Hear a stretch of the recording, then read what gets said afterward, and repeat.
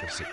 Kersik Luwai, yang kini berstatus sebagai cagar alam, terletak di Kampung Sekolak Darat, Kecamatan Sekolak Darat, Kabupaten Kutai Barat, Provinsi Kalimantan Timur. Kawasan ini berjarak sekitar 15 km dari kota Sendawar dan memiliki luas sekitar 5.000 hektar, dengan hanya sekitar 17,5 hektar yang dapat dijelajahi. Penetapan kawasan ini sebagai cagar alam dilakukan berdasarkan Surat Keputusan Menteri Pertanian Nomor 792 10/1982. Kersik Luwai berasal dari bahasa lokal yang berarti pasir yang sunyi atau pasir damai. Tempat ini memang terpencil, dengan jarak sekitar 5 km dari pemukiman terdekat. Namun keunikan Kersik Luwai terletak pada struktur tanahnya yang berupa hamparan pasir putih, menyerupai pantai, meskipun berada di ketinggian 136 meter di atas permukaan laut. Asal-usulnya itu pada tahun 1957 kalau nggak salah, itu dulu zaman penjajahan Belanda itu dikenal sebagai monumen alam dengan luas dulu waktu itu 1.000 hektar, karena disebut sebagai monumen alam itu karena berbagai jenis anggrek itu sangat banyak sekali terdapat di kawasan ini.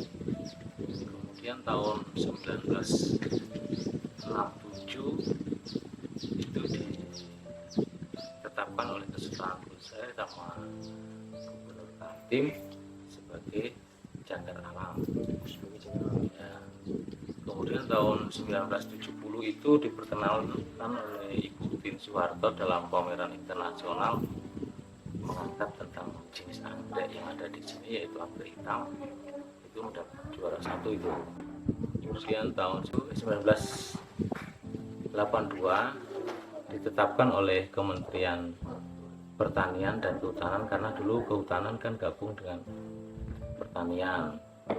Itu ditetapkan sebagai cagar alam dengan luas 5.000 hektar sampai dengan sekarang. Kemudian terakhir tahun 2014 itu ditetapkan lagi oleh Menteri Kehutanan dengan status tetap sebagai cagar alam dengan luas 5.000 hektar juga sampai dengan sekarang ini. Nah, di sini juga kan masyarakat kita di sini tuh masih kental dengan peladangan berbidang kan, yang di saat musim kemarau dia membuka lahan, terus kemudian menjelang musim hujan dia membakar lahan garapannya itu kan. Nah, dari hasil pembakaran itu kebanyakan sih merambat ke kawasan, sehingga menyebabkan kawasan itu sering terbakar. Habis terbakar ya makanya terbuka ini ya, tinggi-tinggi. Dan itu bukan sekali dua kali, yang kebakaran besar itu selama saya bertugas di sini itu ya 2012, 14, 16 sama terakhir kemarin 2019 itu yang sangat besar. Jadi kalau sebaran untuk flora fauna sih masih tetap ya, hanya mungkin ukurannya kan, kalau dulu besar sekarang kan jadi kecil-kecil kan. Karena kalau hutan kerangas ini tidak banyak jenis, tidak banyak keanekaragaman jenisnya, sedikit ya, banyak monoton. Kalau jenis dari jenis satwanya ya memang dibandingkan dengan yang dulu dengan sekarang ya jauh berbeda. Karena sekarang kan sudah banyak hamanya, banyak pemburunya kan. Kalau dia keluar kampung, karena kita di kampung otomatis ya selesai kan. Kalau masih di dalam kawasan ini ya masih aman karena tiap hari kita jaga kan. Tapi kalau namanya binatang, waktu dia bisa merasakan tidak ada kekurangan makanannya, pasti kebun kita berbatasan langsung kan dengan lahan masyarakat ya. Kita juga tidak bisa sepenuhnya mengawasi atau melarang mereka, karena kita juga tidak melihat secara langsung kan. Ya, secara langsung ya kita, salah satu yang kita lakukan setiap hari, setiap bulan itu ya penjagaan patroli kawasan bersama yang dibantu dengan masyarakat mitra Polhut. Itu rutin kita lakukan setiap bulan untuk pengamanan di kawasan ini. Kalau kegiatan teknisnya itu ya pembinaan habitat, identifikasi jenis tumbuhan inang, jenis anggrek, nepenthes itu sudah kita lakukan.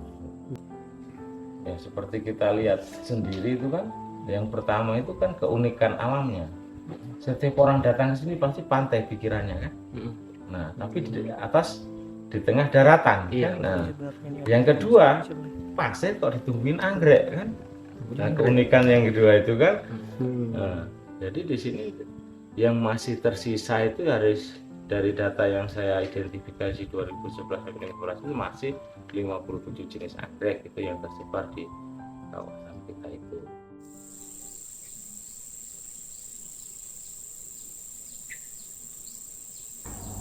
Sekolah darat ini awalnya dulu bukan sekolah darat namanya, saya kurang jelas, tapi ada barasnya, tidak ada sekolah daratnya. Nah jadi di daerah pemukiman itu dulu hanya ada beberapa orang yang tinggal. Ada satu kepala keluarga, setiap hari dia itu turun ke lokasi tempat dia bekerja. Itu tuh ada pohon yang namanya buah sekolah. Nah, setiap ada orang yang mencari, pasti yang di rumah itu mengatakan dia pergi ke Munan sekolah. Namanya kalau Munan itu di sini nih kurang lebih seperti hutan. Munan sekolah. Munan sekolah, setiap yang datang ditanya di mana beliau, Munan sekolah. Akhirnya ketika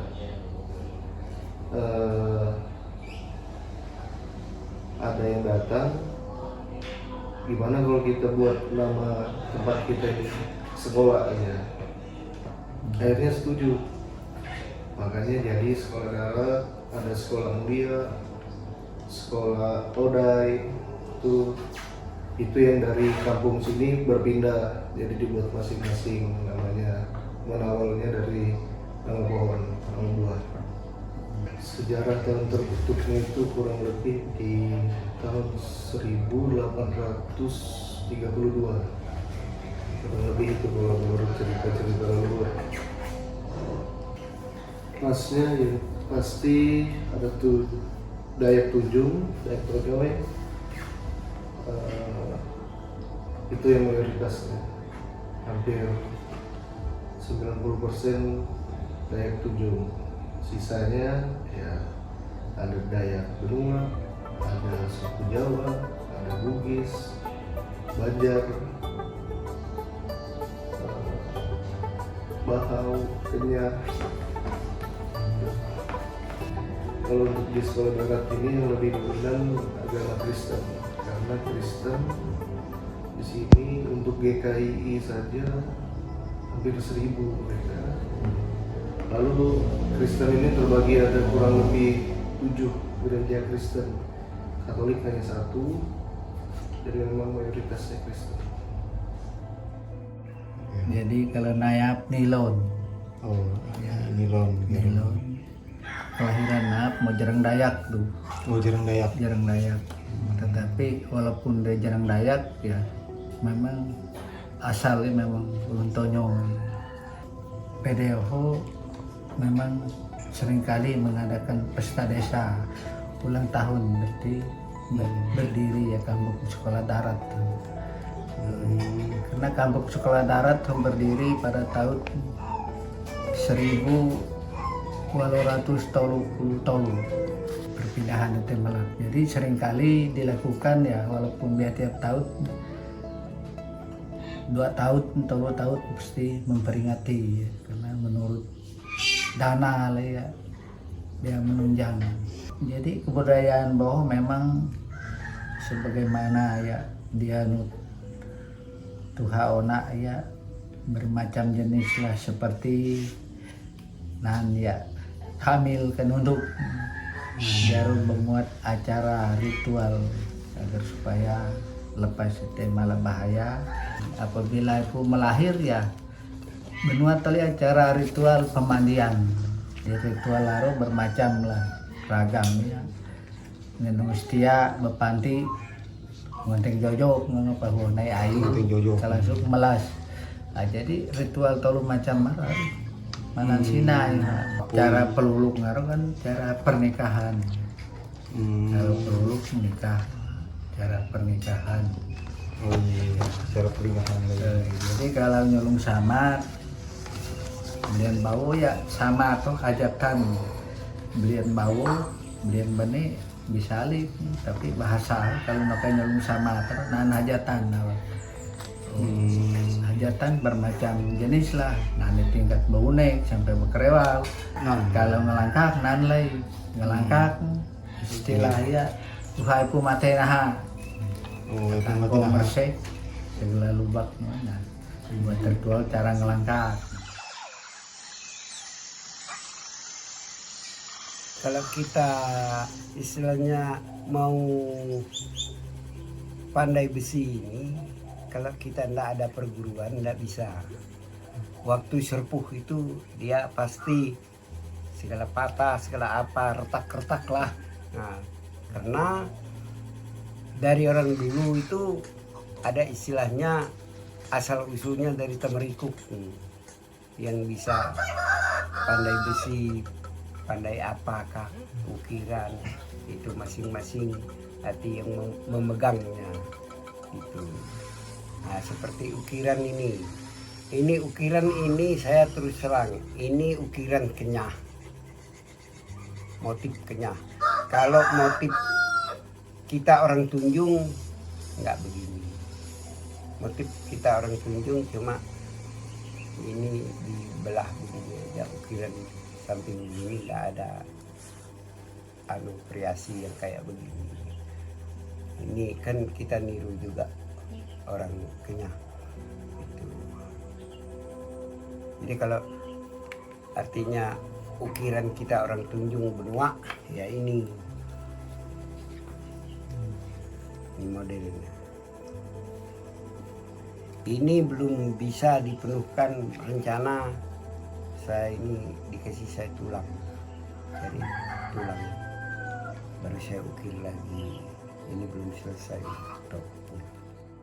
Iya, kayu segala rotan banyak raut-rautnya itu, raut suka bikin tempat lubang itu semua pakai pisau semua. Kalau untuk saya, kalau orang lain ya banyak pakai gerinda. Nah itu saya ya hanya pakai pisau aja sampai selesainya, baru pakai rotan, ikatnya kayak gini tuh pakai rotan. Saya dulu kan bikinnya hitam ini biar kendam di dalam segala lumpur.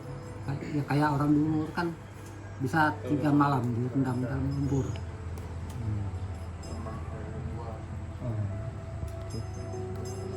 Ya kalau yang kayak gini ini ukir orang dulu. Namanya Wakai Rurut. Ya. Kalau itu ya hanya gambar kayak gitu ya, hanya nama saya, nama ikan naga, gambar naga aja, nggak ada nama lain. Jadi ya kalau gambar binatang hanya nama itu aja, nggak ada nama lain. Jika bikin saya kayu-kayu itu hanya nama itu, nggak ada nama yang kalau ini ya ada Wakai Rurut, ada Jangang Yayo. Tapi enggak gitu itu bermacam-macam juga bentuknya. Wakai Rurut lain lagi, Jangang Yayo lain lagi. Bentuknya enggak sama juga. Bentuknya juga enggak sama gitu. Berbeda bentuknya. Mulanya kan saya tertarik dengan teman-teman karena mereka dulu tuh memakainya untuk dipakai sendiri, tapi lama-lama saya lihat ini lumayan lah untuk menjadi penghasilan tambahan kita ibu-ibu, kan kita bisa bekerja sambil kita kumpul-kumpul, karena ini kan kalau kita kumpul-kumpul udah terasa. Jadi saya awalnya tekuni ini hanya sebagai hobi, karena saya daripada saya beli lebih baik saya kan bikin sendiri, dan waktu saya juga bisa saya pakai untuk saya gunakan untuk yang hal-hal yang positif. Jadi awalnya hobi, 1-2 hobi, ada yang pesan. Lama-lama ya saya jadikan ini adalah usaha sampingan saya yang lumayan lah untuk membantu ini keluarga. Kalau bahan-bahan ini ya dari tali rajut, dari habis tali rajut itu ada apa ya, jarumnya yang untuk kita pakai untuk merangkainya. Baru kita kalau ada mesin jahit untuk kita buat puringnya itu aja. Cuma dia mahal untuk proses ininya, proses apa menjahit gitu. Karena kita bayar orang, kalau kita punya mesin jahit sendiri, kita bikin sendiri dia nggak terlalu. Kalau 1 jutaan sampai, kalau fokus nggak ini ke sini, karena ini dalam satu ini kita hargai 200.000. Kalau tas ini 250. Terus dompet itu tergantung daripada ini ukuran. Saya tidak bisa menghitung mulai kapannya, cuma rasanya seumur ini sudah karet terus yang senantiasa menjamin hidup ini. Usaha saya ini tidak menentu apa yang bisa jadi di. Ada orang upahan ya saya ikut kerja upahan. Kadang-kadang itu ya cari segala buah jualan beginilah selain karet. Sekarang ini saya tidak berharap di jualan seperti ini, tapi bisa hidup. Masalah penghasilan itu ya tidak tahu juga, tidak pernah menghitung kan kita ini. Berpikir ya hanya kita punya sendiri, jadi tidak perlu istilahnya tahu, takut kan misalnya ada yang tanya kan.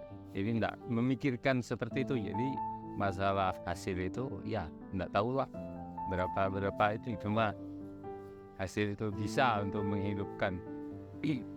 Ya walaupun tidak ada lebih, karena kita punya karya ini tidak juga seperti orang lain, termasuk gagal juga tidak, tetapi hasilnya kurang banyak, kurang memuaskan karena lahannya sedikit juga ya, lagi perawatannya agak kurang, jadi hasilnya sekedar bisa untuk hidup baik. Ya pagi-pagi itu kan bangun pagi, kalau mau cepat selesai itu kan cepat, jam 4 itu sudah berangkat ngurus, cepat selesai, cepat lagi pekerjaan rumah. Sampai ke rumah ini kan banyak pekerjaan juga. Ada ini biasanya ada acara-acara orang itu tetap pergi. Oh, ini kan cuaca juga ya. Karena cuaca hujan terus sedikit dapat hasilnya. Oh, itu memang sudah dari lama itu kan cuman itu aja usaha yang menghasilkan uang. Cuman itu yang masih beruang gitu ya. Kalau kita tidak ada kerjaan yang lain, itu aja kerjaan. Kalau hari hujan bah tidak dapat hasil. Iya ini bah ada juga sih. Dari awal itu kan kita nyadap itu kan ada nenek 4 gitu. Kalau setelah itu kita kumpul juga, ada juga ini kumpul itu getahnya, ada juga dia rajakan di anunya tempatnya itu. Kalau kita takut hujan, kita kumpulkan lagi getahnya.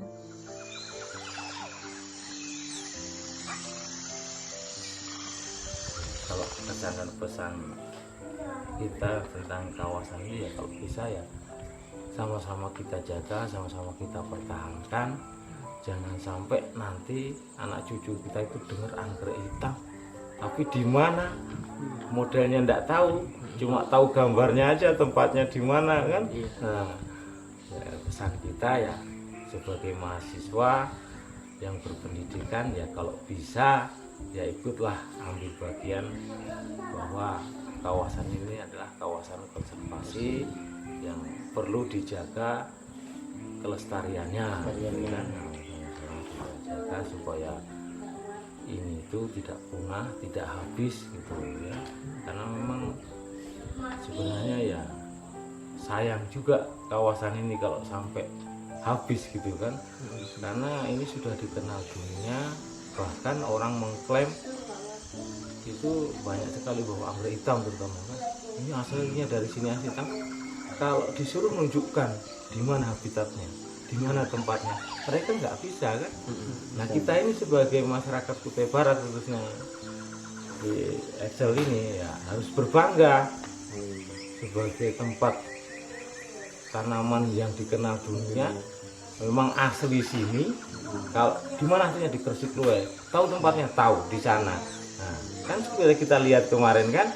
Nah, kalau orang daerah lain mengklaim, oh itu asli sini, di mana tempatnya, di mana habitatnya, mereka tidak bisa membuktikan itu. Tapi kita khususnya Kutai Barat umumnya Kaltim bisa dengan membuktikan itu, oh tempatnya di sini.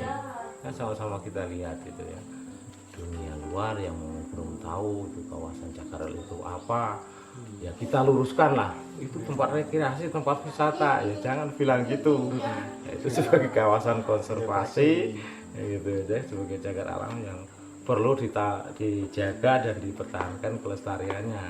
Kan kalau kesannya di luar itu tempat taman anggrek, namanya ya diluruskan lah, nah, gitu kan.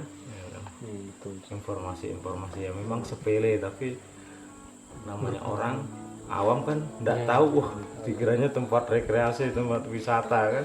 Memang kadang banyak juga yang di sini, Pak, rasanya di sini taman anggrek, tempat rekreasi, kok temennya kayak gini aja. Ya memang ini bukan tempat rekreasi, sampai salah informasi.